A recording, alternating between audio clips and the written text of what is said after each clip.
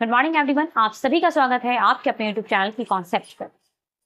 जैसा कि आप सभी जानते हैं कि हमारा जो चैप्टर चल रहा है वो चल रहा है समास का। तो आज जो हमें पढ़ना है वो पढ़ना है द्विगु समास।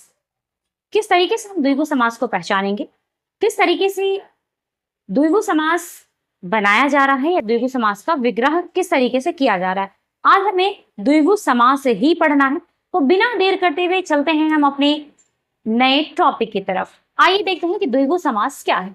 टॉपिक है हमारा द्विगु समास। ये समास का 5वां प्रकार है द्विगु समास। द्विगु समास कह क्या रहा है कि समास में है कि इस समास का प्रयोग पद संख्यावाची होता है। मतलब इस समास का जो प्रयोग हम करते हैं वो संख्यावाची रूप में करते हैं, संख्या के रूप में करते हैं। इस समास में संख्या का आना अनिवार्य है। अगला देखते हैं कि द्विगु समास में जो है दूसरा पद प्रधान होता है। ये सारी चीजें जहां मैं अंडरलाइन कर रही हूँ वो ऑब्जेक्टिव के लिए आपके इंपॉर्टेंट हो सकता है। आप इन्हें जरूर एक बार ध्यान में रखें और एक बार याद करने की कोशिश कर लें। उसके बाद है इस समास में संख्या समूह का बोध कराती है। मतलब संख्या जो है इस समास में वह समूह का बोध कराती है। जो संख्या आ रहा है, जो संख्या दिया जा रहा है संख्यावाची के रूप में समास में, वो क्या करती है, संख्या समूह का बोध कराती है। अगला क्या है हमारे पास, तो इसका तीसरा अगला भाग हो जाएगा यानी विग्रह करते समय समूह शब्द का प्रयोग किया जाता है। जब हम विग्रह करते हैं समास का तो किस शब्द का प्रयोग किया जाएगा, तो विग्रह करते समय समूह यानी समूह शब्द का प्रयोग किया जाता है। मतलब किस समूह का, समूह शब्द का। ये इंपॉर्टेंट है आपके लिए, समूह शब्द का प्रयोग किया जाता है। ये ना भी रहे ध्यान में तो भी चलेगा, लेकिन क्या लिखेंगे कि विग्रह करते समय, मतलब उस समास में विग्रह करते समय समूह शब्द का प्रयोग यानी समूह शब्द का प्रयोग किया जाता है। नंबर 4 में है कि इस समास में एक पद संख्या होता है तो एक पद संज्ञा होता है। याद रखिएगा, संज्ञा और संख्या। मतलब द्विगु समास में जो है एक पद संख्या होता है तो उसका दूसरा पद क्या हो जाएगा, संज्ञा हो जाएगा। ये संख्या और संज्ञा कभी कभी आगे पीछे हो सकते हैं। स्पष्ट यहाँ लिख दिया गया है, कभी कभी दोनों आगे पीछे आ सकते हैं। मतलब कभी संख्या आगे हो जाएगा तो कभी संज्ञा आगे हो जाएगा। क्या होगा, कभी संख्या आगे होगा तो कभी संज्ञा आगे हो जाएगा। आइए इसे उदाहरण से समझते हैं कि किस तरीके से हम द्विगु समास को पहचान सकते हैं। द्विगु समास पहचानने के लिए द्विगु समास बहुत बड़ा कुछ है नहीं, बस एक छोटा सा शब्द है। बस आप ये समझ लें कि उसमें संख्याओं का समूह होता है। बस द्विगु समास बस संख्याओं का समूह है, इससे ज्यादा कुछ नहीं है। आइए देखते हैं किस तरीके से पहचानेंगे। जैसे दिया हुआ है पक्ष द्वय। द्वय का मतलब होता है दो।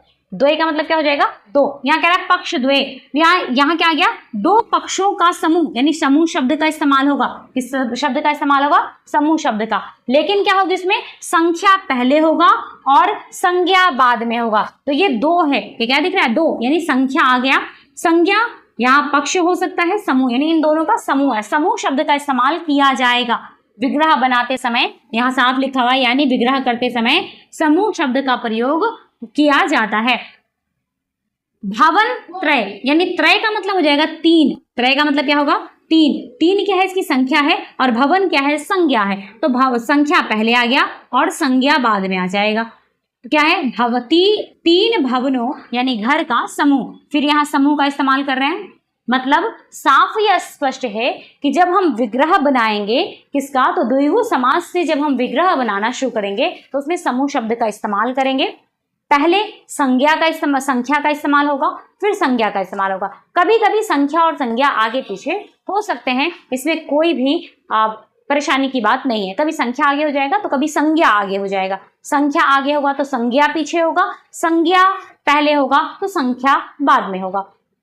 अगला देख लेते हैं इसका उदाहरण, त्रिफला यानी तीन फलों का समूह। ये फल है, संज्ञा हो गया, और क्या है ये, तीन जो है वो संख्या हो गया। यहाँ भी हम समूह का इस्तेमाल कर रहे हैं, मतलब द्विगु समास में समूह का इस्तेमाल किया ही जाएगा। उसके बाद है नवरात्रि, 9 रात्रियों का समूह, फिर समूह का इस्तेमाल हो रहा है, 9 का भी इस्तेमाल हो रहा है, यहाँ रात्रियां हैं। तो स्पष्ट आप लोगों ने देख लिया, नवरात्रि हो गया, त्रिफला हो गया, ऐसे कई सारे शब्द हैं। जैसे तिरंगा हो जाएगा यानी 3 रंगों का समूह, हम क्या कहेंगे उसे, तिरंगा कहेंगे। उसी तरीके से पंचतंत्र हो जाएगा यानी 5 तंत्रों का समूह। उसके बाद ऐसे कई सारे शब्द हो जाते हैं। जैसे सप्ताह देखते हैं, क्योंकि सप्ताह का मतलब क्या होगा, 7 दिनों का समूह। 7 दिनों के समूह को ही हम सप्ताह कहते हैं। तो ऐसी बहुत सारी शब्द हैं जिसे एक समूह के रूप में इस्तेमाल किया जाता है, जिसमें संख्या और संज्ञा दोनों का उपयोग होता है।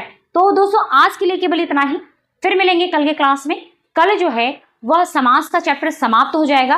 कल हमारा जो चैप्टर होगा समास का छठा प्रकार, यहाँ आज हमने 5वां पढ़ लिया, कल जो है वो हम समास का छठा प्रकार पढ़ेंगे। समास का छठा प्रकार क्या है? तो समास का छठा प्रकार है कर्मधारय समास। क्या हो जाएगा? तो कर्मधारय समास। कर्मधारय समास कल हमारा समाप्त हो जाएगा।